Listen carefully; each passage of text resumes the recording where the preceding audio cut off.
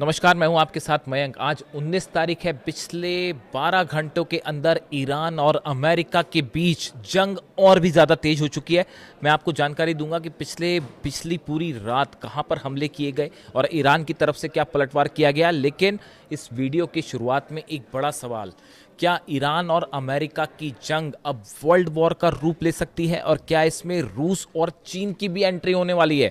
देखिए, मोहसिन रजाई जो कि ईरान के सुप्रीम लीडर के पॉलिटिकल एडवाइज़र हैं और अली खामेनी साहब के बेहद करीबी हैं, उनकी तरफ से जो बयान सामने आए वो बेहद चिंता पैदा करने वाले हैं। उनकी तरफ से ये बात कही गई, उनकी तरफ से वार्निंग दी गई कि अगर अगले 3 से 4 दिनों तक हमले जारी रहते हैं अमेरिका के, तो ये जंग एक बड़ा रूप ले सकती है और ईरान उसके बाद एक ऑल आउट वॉर करेगा। यानी उसके बाद फिर बीच में जंग रुकेगी नहीं, वो हमले जारी होंगे, नई लोकेशंस पर हमले होंगे।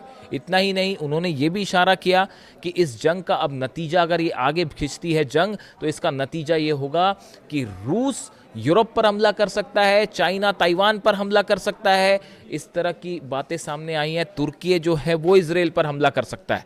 यानी उनका इशारा इस ओर है कि क्या ये जंग अब वर्ल्ड वॉर का रूप ले सकती है। वो ऐसा क्यों कह रहे हैं, इस पे चर्चा होगी। लेकिन सबसे पहले बात करते हैं कि बीती रात कहां पर हमले किए गए। देखिए, इस वक्त की सबसे बड़ी खबर, एक बार फिर अमेरिका ने ईरान के ऊपर हमले किए हैं।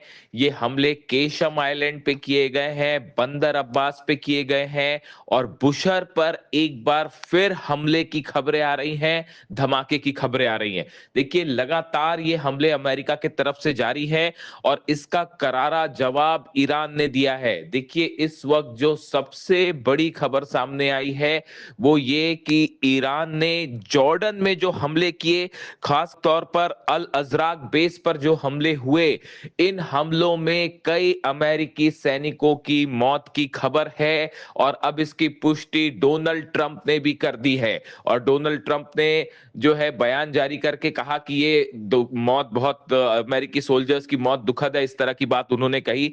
देखिए, ईरान की तरफ से साफ कह दिया गया था, ईरान के सैनिकों पर जो हमला किया गया ईरान शहर में और वहां पर 7 ईरान के सैनिकों की मौत हुई थी, उसी समय ईरान ने यह ऐलान कर दिया था कि इन मौत का बदला लिया जाएगा। और उसी के चलते अब जॉर्डन से जो खबरें आ रही हैं, जॉर्डन में ईरान की तरफ से जो दावे किए गए थे, देखिए मैंने आपको पहले ही ये बताया था कि जॉर्डन में बहुत बड़ा हमला हुआ है, बड़ा नुकसान हुआ है, कतर में बड़ा नुकसान हुआ है। इसके अलावा कुवैत में, बहरीन में अमेरिका के सेना के अड्डों को बहुत बड़ा नुकसान हुआ है। तस्वीरें सामने आने में वक्त लगेगा और अब देखिए धीरे धीरे सच्चाई सामने आने लगी है।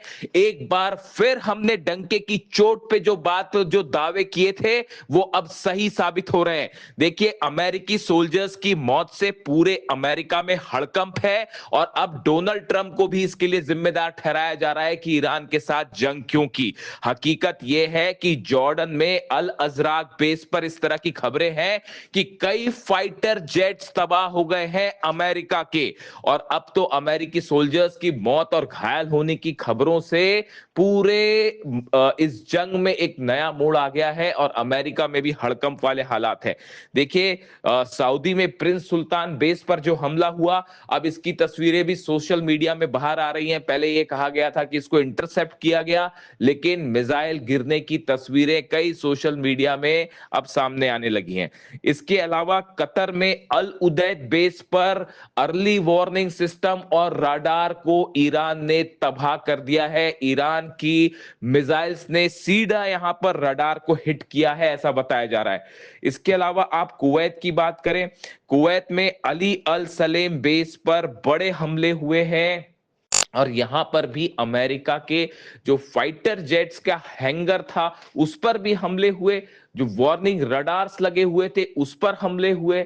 यानी देखिए, हालात ऐसे हैं कि अमेरिका के जितने बेसिस हैं जहां पर जो एक्टिव मोड पे थे, सबको ईरान ने धुआं धुआं कर दिया है।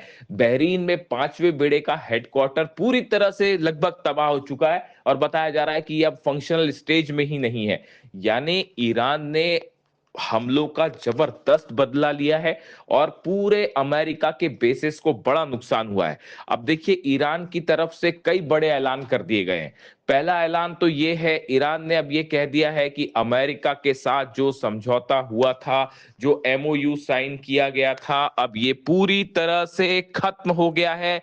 ईरान ने समझौते को तोड़ने का ऐलान कर दिया है। ईरान की तरफ से कहा गया जिस तरह से अमेरिका ने धोखा किया है, ईरान के शहरों पर बमबारी हुई, आम नागरिकों पर बमबारी हुई, इंफ्रास्ट्रक्चर पर बमबारी हुई, इसके बाद अब अमेरिका से कोई बात नहीं होगी। अमेरिका से अब सिर्फ जंग और जंग की जाएगी। देखिए अली खामेनेई साहब भी हमेशा इसी बात पर ये बात उन्होंने हमेशा कही, मैं अक्सर ये बात कहता हूं, उन्होंने हमेशा ये कहा कि अमेरिका धोखा देता है, अमेरिका से बातचीत का कोई मतलब नहीं है। और आज मेरे सारे व्यूअर्स इस बात को देखें, समझे कि अली खामेनेई साहब जो बात कह रहे थे वो सच साबित हुई, वही सच साबित हुई और इसी बात को इसलिए हम अक्सर दोहराते हैं। देखिए अब हालात ये है कि ईरान की तरफ से समझौता तोड़ दिया गया है और अब माना जा रहा है कि पूरे अरब में एक भयानक जंग छिड़ेगी जिसमें पूरे अरब देश शामिल होंगे। एक साथ 8-9 देशों पर ईरान की तरफ से जबरदस्त हमले जारी है।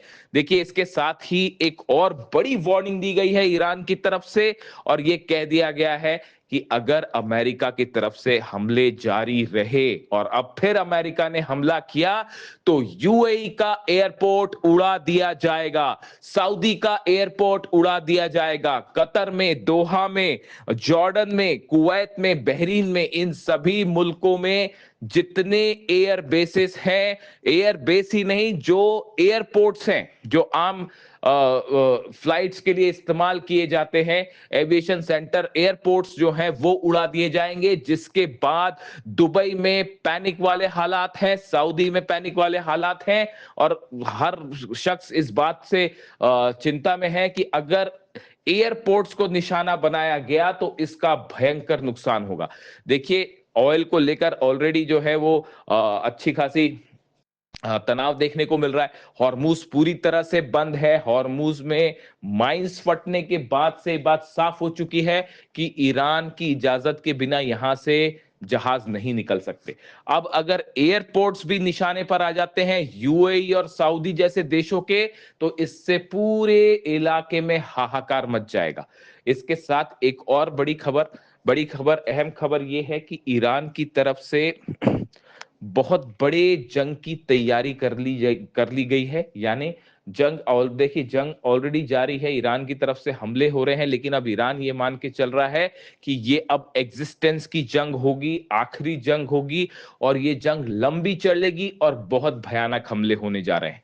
यानी देखिए खबरें इस तरह की हैं कि B-2 बॉम्बर्स जो हैं वो ईरान की तरफ उड़ना शुरू कर दिया है B-2 बॉम्बर्स ने और बड़े हमले हो सकते हैं। इन हालात में फिलहाल जो खबरें हैं उसके मुताबिक जो हमले किए हैं ईरान की तरफ से, जो हमले हुए, इससे पूरे अमेरिका में पैनिक और हाहाकार वाला माहौल है और जो सोल्जर्स की मौत है अभी इनके नंबर सामने आने बाकी हैं। कितने घायल हुए हैं इनके भी अभी एग्जैक्ट नंबर सामने आने बाकी है। हो सकता है कि जो नंबर्स अभी बताए जा रहे हैं वो कम हो, ऐसी भी आशंकाएं जताई जा रही हैं कि ये कहा जाए कि 2 सोल्जर्स हैं या मरे हैं और कुछ घायल हुए हैं, लेकिन हकीकत ये हो सकती है कि इनकी संख्या कहीं ज्यादा हो सकती है। तो फिलहाल इसका इंतजार करना होगा और इसी बीच अमेरिका और ईरान दोनों की तरफ से एक दूसरे पर बड़े हमले जारी हैं, जिसने अब हालात को और भी गंभीर बना दिया है। इससे हमलों से जुड़ा जो भी अपडेट होगा आप तक पहुंचाऊंगा।